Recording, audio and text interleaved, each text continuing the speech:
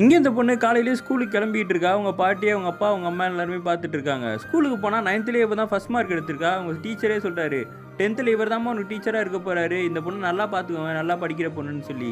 இந்த பொண்ணு ஆசையாக வீட்டுக்கு வந்து சொல்லலான்னு பார்த்தா அவங்க அப்பா அம்மா கிட்ட அவங்க மாமாவும் அத்தையும் உட்காந்துட்டு என் பையனுக்கு உன் பொண்ணை கொடு, இல்லைனா வந்து ஊரில் நான் பஞ்சாயத்து இழுத்துருவேன், சின்ன வயசுலேயே பேசினதாருன்னு சொல்லிட்டு இருக்காங்க. அவள் படிக்கிற பொண்ணு 10th முடிக்கிட்டுன்னு இவங்க சொல்லியும் கேட்காம அவங்க கிளம்பி போயிடுறாங்க. ஊர் பஞ்சாயத்துலேயும் உட்கார வச்சு இந்த பொண்ணை கேட்டு பார்க்குறாங்க. அவங்க அப்பா அம்மா தரமாட்டேன் படிக்கிற பொண்ணுன்னு சொல்லும் போது ஊர்காரங்களாம் சேர்ந்து இதுக்கப்புறம் இந்த ஊர்லேருந்து உன்னை ஒதுக்கி வைக்கிறோம், இந்த ஊர்லேருந்து உனக்கு எந்த ஹெல்ப்பும் கிடைக்காதுன்னு சொல்லி விட்டுறாங்க. இந்த ஃபேமிலி ஃபீல் பண்ணிகிட்டே வீட்டுக்கு போய் பார்த்தா அவங்க பாட்டி இறந்து போயிருக்காங்க. இவங்க அப்பா போய் எல்லாருக்கிட்டையும் ஹெல்ப் கேட்குறாரு அவங்கள இறுதி சடங்கு பண்ணி அடக்கம் பண்ணுறதுக்கு. ஆனால் யாருமே உதவ மாட்டேங்கிறாங்க. கடைசியில் இந்த ஃபேமிலியே சேர்ந்து அவங்களுக்கு எல்லா காரியத்தையும் பண்ணி அவங்க வீட்டு பக்கத்தில் இருக்க இடத்துலேயே போயிச்சிடுறாங்க.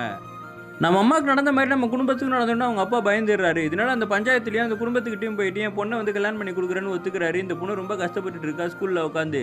அவங்க டீச்சர்கிட்ட பக்கத்தில் இருக்க பொண்ணு சொல்லிடுறா நாளைக்கு இவளுக்கு கல்யாணம் அதனால தான் ஃபீல் பண்ணிக்கிட்டு இருக்கான்னு. அப்போ அந்த டீச்சரும் போய் அந்த பொண்ணுக்கிட்ட ஏதோ ஒரு ஐடியா கொடுக்குறாரு. அடுத்த நாள் அவங்க வீட்டில் கல்யாணத்துக்கு வேலையெல்லாம் நடந்துகிட்டு இருக்கு. எல்லாருமே வந்திருக்காங்க. இந்த பொண்ணுக்கு அலங்காரம்லாம் பண்ணி எனக்கு நைட்டே கல்யாணம் பண்ணி வச்சிடறாங்க. கொஞ்ச நேரம் பேசிகிட்டு இருக்க சமயத்தில் இந்த பொண்ணு ஓடி போயிட்டான்னு தெரிய வருது. எல்லாருமே சுற்றி உட்காந்து தேடிக்கிட்டு இருக்காங்க. அந்த பொண்ணுக்கு ஆனால் ஒருத்தர் மட்டும் சொல்கிறான் அந்த ஸ்கூல் டீச்சர் கூட தான் அந்த பொண்ணு போகிறத பார்த்தேன்னு சொல்லி.